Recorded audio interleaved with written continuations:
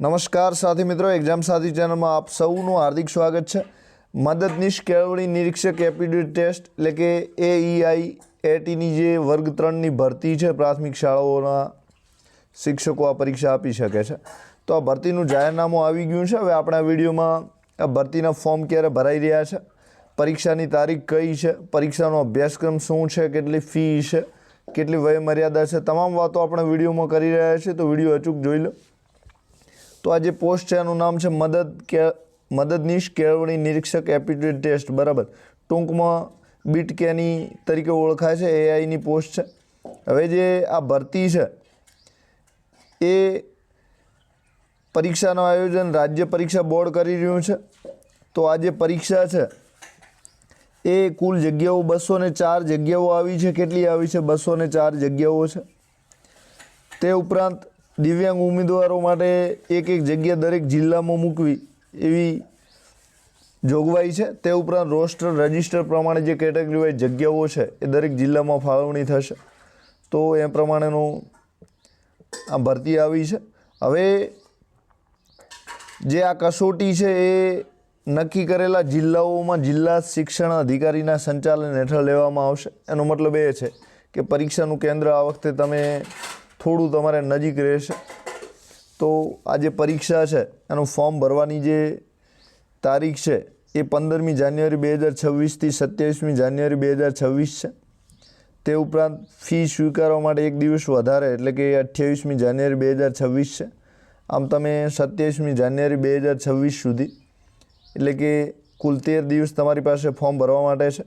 જે પ્રાથમિક પરીક્ષા છે એટલે કે પ્રિલિમ એક્ઝામ છે એ 1 માર્ચ 2026 એટલે કે 1 માર્ચ 2026ના રોજ યોજાશે।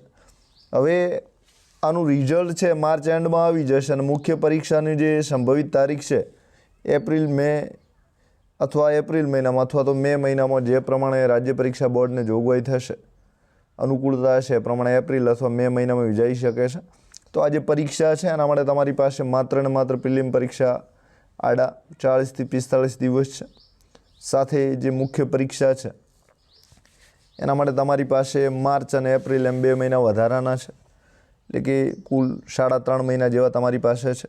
હવે જે લાયકાત છે એ આમાં સામાન્ય રીતે તમે BEd કરેલા હો તો આમાં ચાલશે, એટલે કે જે જોગવાઈ છે એ આમાં BEd, PTC અને DEd આ ત્રણમાંથી એક અને બેચલર ડિગ્રી એટલે કે તમે સ્નાતક થયેલા હો તો આટલી લાયકાત આમાં માંગે છે। એટલે કે PTC BEd તમે કરેલું હોય અથવા DLEDનો જે 4 વર્ષનો કોર્સ છે એ ચાલે, અને એમાંથી એકે ના હોય તો તમે જે બેચલર ડિગ્રી એજ્યુકેશનમાં આવે છે એ કરેલી હોય તો ચાલે, અને સાથે આમાં બીજી લાયકાત ફરજિયાત સ્નાતકની માંગી છે। એટલે કે તમે આર્ટ્સ છે, કોમર્સ છે કે સાયન્સ છે, ત્રણેયમાંથી એકમાં સ્નાતક થયેલા હોય એ જરૂરી છે। હવે અનુભવ કયો માંગે છે તો આમાં 5 વર્ષનો અનુભવ માંગે છે। એ શિક્ષણમાં હોય તો પણ ચાલશે, શિક્ષણમાં સિવાય ઇન્સ્પેક્શન નિરીક્ષણમાં છે અને વહીવટી પોસ્ટ છે। આ ત્રણેયનો થઈને 5 વર્ષનો હોય અથવા તો અલગ અલગ હોય તો 5 વર્ષનો અનુભવ માંગે છે। હવે આ અનુભવ ક્યાં હશે તો માન્ય ગણાશે? તો જે ગવર્મેન્ટ છે એટલે કે સરકારી પોસ્ટ છે ગમે ત્યાં, પછી પંચાયતમાં હોય, લોકલ બોડી છે એટલે કે નગરપાલિકા છે, પંચાયત છે, પછી ગ્રાન્ટેડ એટલે કે જે ગ્રાન્ટેડ શાળાઓ છે, તે ઉપરાંત નોન ગ્રાન્ટેડ એટલે કે જે પ્રાઇવેટ શાળાઓ છે, તે ઉપરાંત આટલી શાળાઓમાં તમે નોકરી કરી હોય તો ચાલશે। હવે કઈ નોકરી કરી હોય તો પ્રાથમિક શિક્ષક હો તમે, અપર પ્રાઇમરીમાં તમે નોકરી કરી હોય એટલે કે ધોરણ 1થી 8માં ગમે ત્યાં શિક્ષક હો, તે ઉપરાંત જે સેકન્ડરી હાઈસ્કૂલ છે, માધ્યમિક શાળાઓ છે, પછી હાયર માધ્યમિક શાળાઓ છે, એટલે કે 9થી 12માં પણ તમે ગમે ત્યાં નોકરી કરી હોય તો પણ ચાલશે। એટલે કે તમારો જે અનુભવ છે એ આ રીતે ધોરણ 1થી 12માં ક્યાંય પણ નોકરી કરી હોય તો ચાલશે। તે ઉપરાંત જે PTC કોલેજો આવે છે, પ્રાઇમરી એજ્યુકેશન અધ્યાપન મંદિર અથવા જે ડાયટ હોય છે, એમાં પણ તમે કોઈ પણ પોસ્ટમાં નોકરી કરી હોય તો પણ ચાલશે। હવે આ જે પોસ્ટ છે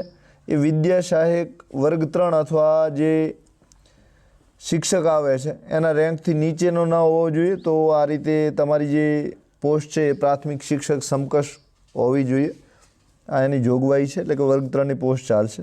તે ઉપરાંત તમારે કોમ્પ્યુટર નોલેજ તમારી પાસે હોય એ જરૂરી છે. હવે ગુજરાતી અથવા હિન્દી આ બંને ભાષામાંથી એક ભાષા જાણતા હો અથવા બંને જાણતા હોય એ જરૂરી છે. હવે તમારી જે ઉંમર મર્યાદા છે 42 વર્ષથી વધારે ના હોવી જોઈએ, તો તમે ફોર્મ ભરી શકો છો. હવે આ જે ઉંમર 42 વર્ષની છે એમાં પણ તમને કેટેગરી પ્રમાણે છૂટછાટ મળી છે. તો નોકરીમાં હો તો 5 વર્ષની છૂટછાટ મળે છે.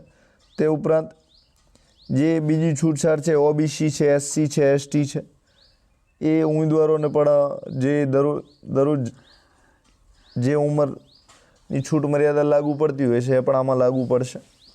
તો આ રીતે ઉંમરની છૂટ મર્યાદા પણ છે.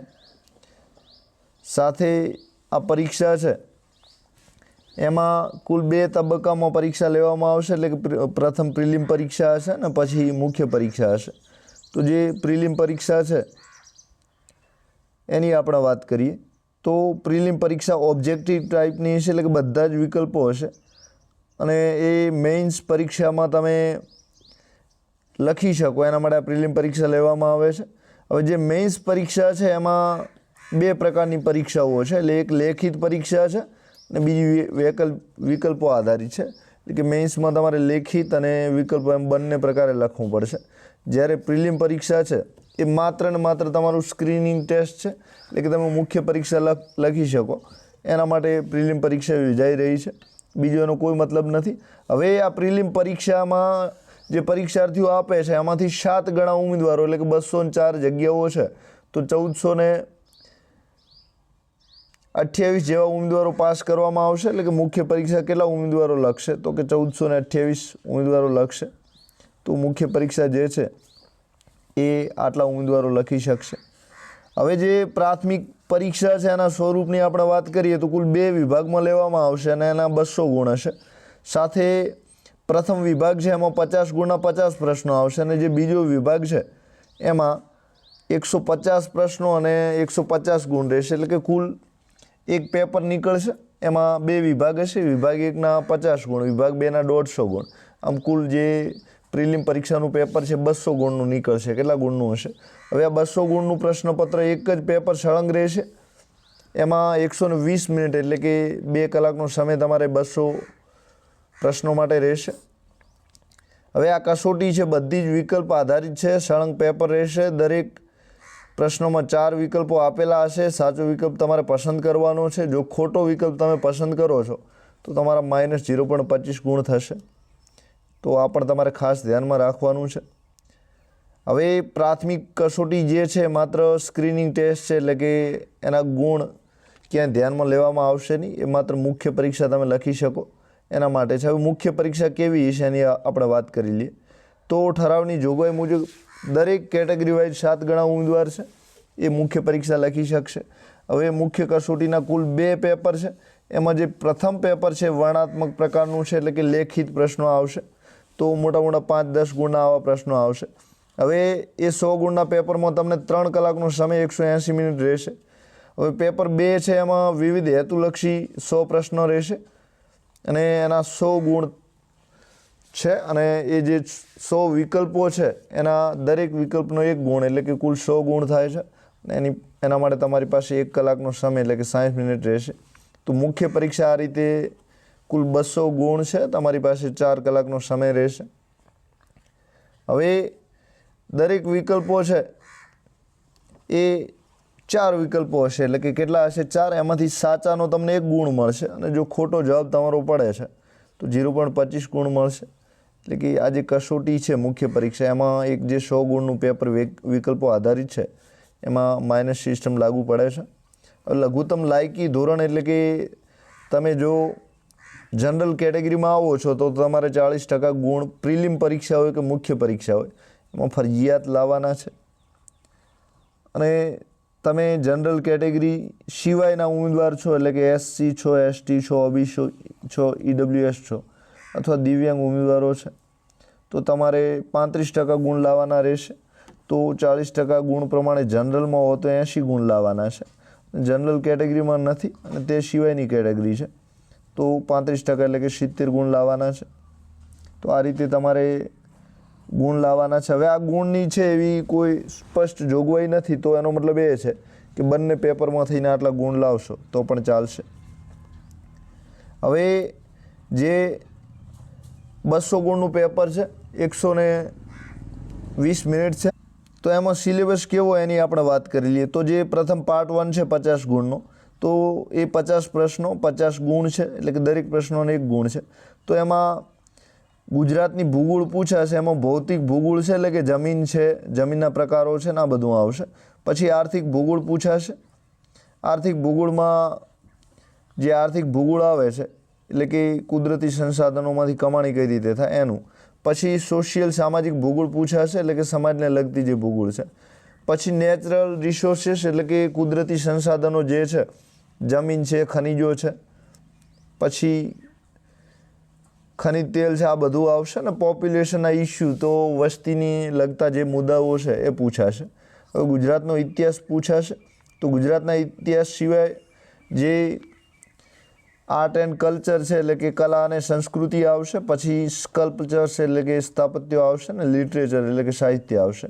તો ગુજરાતના ઇતિહાસ સાથે સાથે કલા સંસ્કૃતિ છે, સ્થાપત્યો છે ને સાહિત્ય છે, આટલું પૂછાશે. પછી જે ફંડામેન્ટલ રાઇટ્સ એન્ડ ડ્યુટી છે, તો મૂળભૂત હકો છે, ફરજો છે.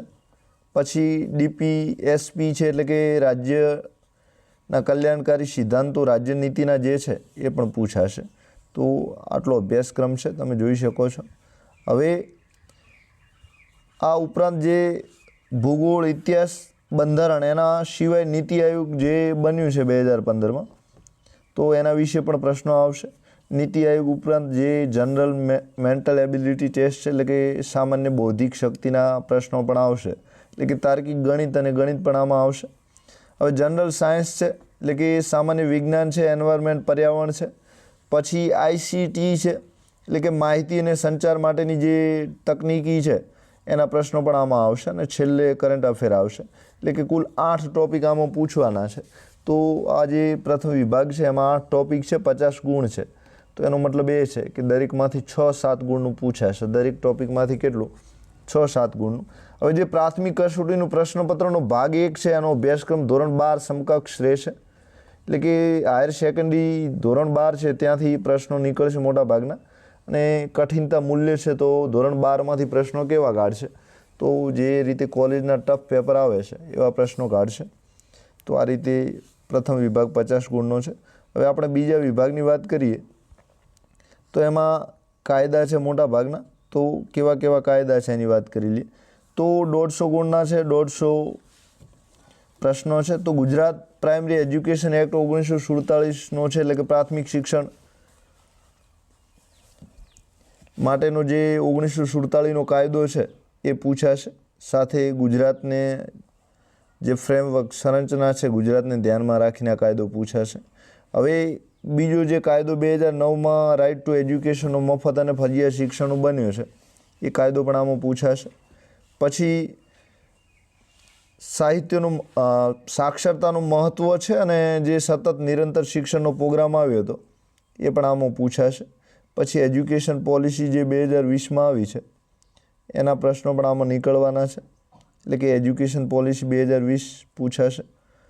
હવે શિક્ષણ નીતિ 2020 ઉપરાંત જે મેનેજમેન્ટ એજ્યુકેશનલ ઇન્સ્ટિટ્યુશન ગુજરાત છે, એટલે કે શિક્ષણમાં વ્યવસ્થાપન ચલાવી શકાય, વ્યવસ્થા જાળવી શકાય, એના માટે GCRTને અલગ અલગ જે સંસ્થાઓ ગુજરાતમાં ચાલે છે એનો રોલ શું છે, એની રચના કઈ રીતે થઈ છે અને ફંક્શન એના કાર્યો કયા છે એ પણ આમાં પૂછાશે.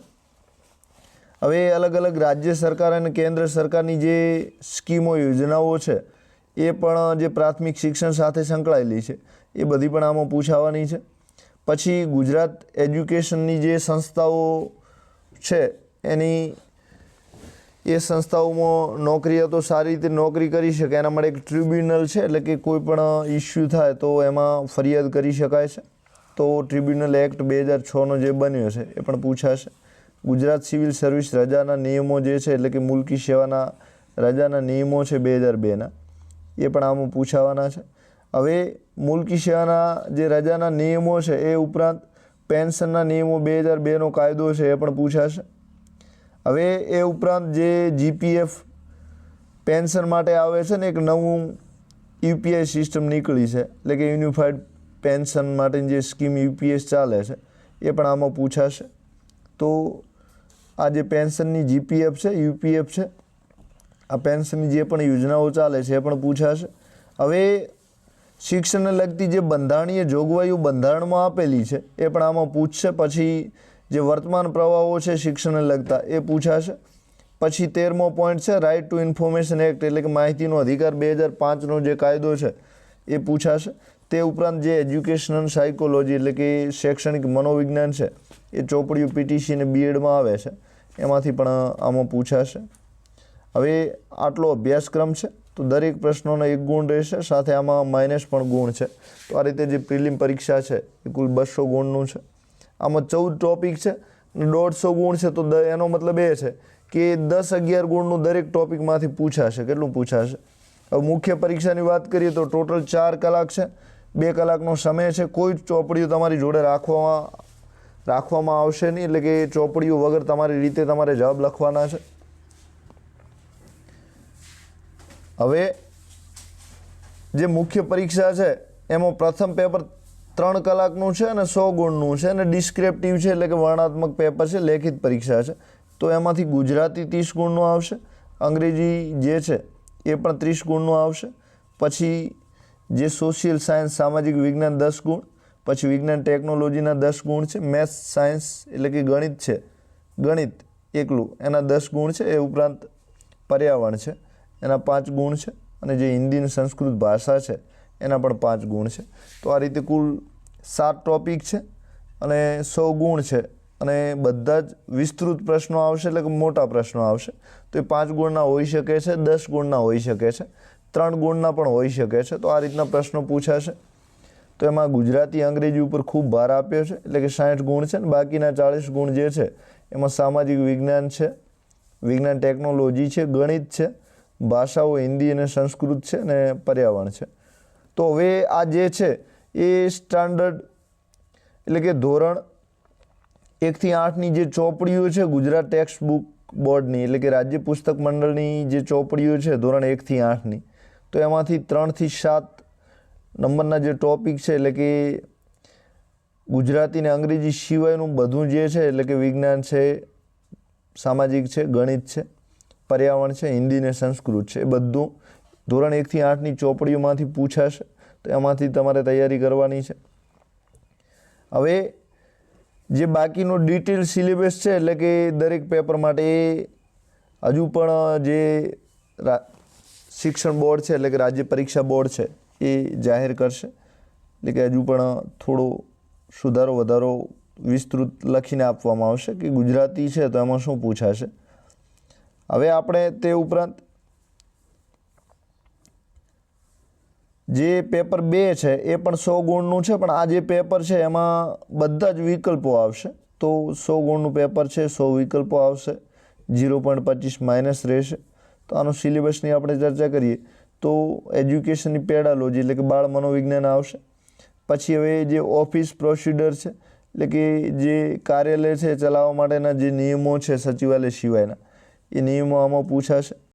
પછી ગુજરાત પંચાયતનો જે કાયદો 1998નો છે એ પણ આમાં પૂછાશે.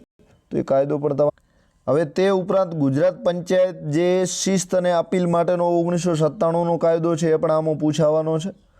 તે ઉપરાંત ગુજરાત સિવિલ સર્વિસ જે પગાર સાથે સાથે જે ભથ્થા મળે છે એ માટેનો 2002નો કાયદો છે એ પણ આમાં પૂછાશે.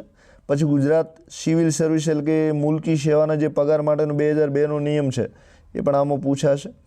પછી ગુજરાત સિવિલની જે જનરલ કન્ડિશન ઓફ સર્વિસ એટલે કે નોકરીની સામાન્ય શરતો માટેનો જે કાયદો 2002નો છે એ પણ આમાં પૂછાશે.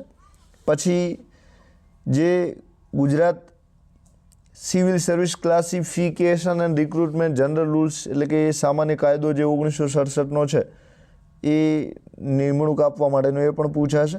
પછી ગુજરાત પંચાયત એક્ટ 1993 એટલે કે ગુજરાત પંચાયત ધારો 1993 પૂછાશે. પછી બોમ્બે પ્રાઇમરી એજ્યુકેશન રૂલ્સ એટલે કે પ્રાથમિક શિક્ષણ માટેના જે બોમ્બેના નિયમો છે 1949 એ કાયદો પણ પૂછાશે. પછી right of children free and compulsory education rules 2012 તો ગુજરાતમાં જે મફત અને ફરજિયાત શિક્ષણ માટે 2012મો કાયદો બન્યો છે એ પણ પૂછાશે. તો આ રીતનો અભ્યાસક્રમ છે. હવે ફીની આપણે વાત કરીએ તો જનરલ કેટેગરી માટે 350 રૂપિયા અને 50 રૂપિયા GST એટલે કે કુલ 400 રૂપિયા થશે. હવે જનરલ કેટેગરી સિવાયના તમામ ઉમેદવારો જે પણ ઉમેદવારો છે એમની ફી 250 ફી છે અને 48 રૂપિયા જેવું GST 18% લાગશે. તો આ રીતે 300 રૂપિયા ફી થશે. તો ફી આ રીતે છે. હવે ફી ભરવાની જે પદ્ધતિ છે ઓનલાઈન છે એટલે કે ઓનલાઈન તમે ફી ભરી શકશો. તે ઉપરાંત જે પરીક્ષાના કેન્દ્રો છે તો રાજ્ય પરીક્ષા બોર્ડ જે છે પોતાની અનુકૂળતા મુજબ ગુજરાત રાજ્યમાં જે પરીક્ષા છે એના કેન્દ્રો નક્કી કરશે. એટલે સામાન્ય રીતે જિલ્લામાં આપે એવો પ્રયત્ન થશે એવી વાત કરી છે. જિલ્લા શિક્ષણાધિકારીને પરીક્ષા લેવાની થાય તો જિલ્લામાં હોઈ શકે છે. પ્રશ્નપત્રનું માધ્યમ છે ગુજરાતી રહેશે. કદાચ જે અંગ્રેજી છે મુખ્ય પરીક્ષાનું 30 ગુણનું એના પ્રશ્નો ગુજરાતીમાં હોઈ શકે છે, અંગ્રેજીમાં હોઈ શકે છે. હવે બાકીના જે ડોક્યુમેન્ટ છે તો ક્રિમિનલ સર્ટિફિકેટ છે EWS માટે EWSનું સર્ટિફિકેટ છે. જાતિ ઓળખ માટે જાતિનું પ્રમાણપત્ર છે. પછી દિવ્યાંગ ઉમેદવારો માટે એમનું પ્રમાણપત્ર છે. આટલા ડોક્યુમેન્ટની જરૂર પડશે. સાથે તમારી લાયકાત છે કોલેજની છે, પછી PTC કે BEd કરેલું છે કે નહીં એ પણ જાણશે અને એક પ્રમાણપત્ર અનુભવનું પણ જરૂર પડી શકે છે. તો આટલા ડોક્યુમેન્ટની જરૂર પડશે. પછી ફોટો અને સહી તમારે 15 KB કરતાં વધે નહીં એની જરૂર પડશે. અને આ બધી જે કામગીરી છે એના માટે તમારે વેબસાઇટ છે www.sebexam.org ની મુલાકાત લેતા રહેવાનું છે. હવે જે બીજું ક્રિમિનલ સર્ટિફિકેટ જે છે એ 1 એપ્રિલ 2023થી એટલે કે 1 એપ્રિલ 2023 પછી નીકળેલું એ માન્ય ગણાશે. અને જે EWS સર્ટિફિકેટ છે એ 15 જાન્યુઆરી 2023 પછી નીકળેલું હોય એ માન્ય ગણાશે. તો આ રીતે તમારે આ સર્ટિફિકેટ બે દેખાડવાના છે, બતાવવાના છે. હવે બાકીના જે તમે ઓનલાઈન ફોર્મ ભરો છો એની પ્રિન્ટ છે, પગાર સ્લીપ છે, આ પણ તમારી જોડે રાખજો એટલે કે એ પણ તમારે કામ લાગશે. હવે આપણે ગુણની વાત કરી દીધી છે એટલે કે જે પરીક્ષા છે એમાં ઓછામાં ઓછા મુખ્ય કસોટીનું જે પેપર 200 ગુણનું છે એમાં 40 ગુણ એટલે કે તમારે 80 ગુણ લાવવાના છે. હવે કોઈ ઉમેદવાર હોય પહેલાં એટલે કે જનરલ સિવાયના તો એ ઉમેદવારોને ઓછામાં ઓછા 35% ગુણ એટલે કે 70 ગુણ હશે મુખ્ય પરીક્ષામાં તો પણ એ નોકરી માટે લાયક ગણાઈ શકે છે. તો આ રીતે જનરલ માટે 80 છે અને બાકીની તમામ કેટેગરીઓ માટે 70 ગુણ છે એટલે કે 40 અને 35% છે. હવે તમારે કોઈ સંપર્ક કરવો હોય, કોઈ મનમાં મૂંઝવણ હોય તો આ ટોલ ફ્રી નંબર આપ્યો છે, આ નંબર પર કોન્ટેક્ટ કરી શકો છો. હવે ઓનલાઈન અરજી કરવાની જે રીત છે www.sebexam.org છે ત્યાંથી તમે ફોર્મ ભરી શકો છો. તો ઓનલાઈન ફોર્મ પણ આપ ભરવા માંગતા હો તો 2026માં 204 જગ્યાઓ માટે ભરતી આવી છે તો ભરી શકો છો. સ્ટેટ એક્ઝામિનેશન બોર્ડની જે વેબસાઇટ છે ત્યાં sebexam.org ખોલશો, ગૂગલ સર્ચ કરશો એટલે વેબસાઇટ મળી જશે. ત્યાંથી તમે ફોર્મ ભરી શકો છો. હવે ફોટોને સહી 15 KBથી વધે નહીં એ રીતે તમારે અપલોડ કરવાના છે. સાથે જે ઓનલાઈન અરજી છે એને ફાઇનલ કન્ફર્મ પણ તમારે કરવાની છે. તો કન્ફર્મ કર્યા બાદ કન્ફર્મ થશે. ત્યારબાદ તમારે ફી પણ ભરવાની છે. તો આટલી પ્રોસેસ છે આપને સમજાવી દીધી છે. સાથે તમારી તૈયારી થઈ શકે એના માટે આપણે બીટ કેનીના મદદનીશ નિરીક્ષક માટેના વિડીયો પણ બનાવી દીધા છે. તો આવા 20 વિડીયો મૂક્યા છે તો વિડીયો એક વખત અચૂક જોઈ લેજો. એ વિડીયો જોવા માટે ટેટ 1નું જે પ્લેલિસ્ટ છે ત્યાંથી મળી જશે. તો તૈયારી પણ આજથી ચાલુ કરી દેજો. તો આપ સૌનો આભાર. એક્ઝામ સાથી ચેનલને સબસ્ક્રાઈબ જરૂર કરી લેજો. Thank you very much.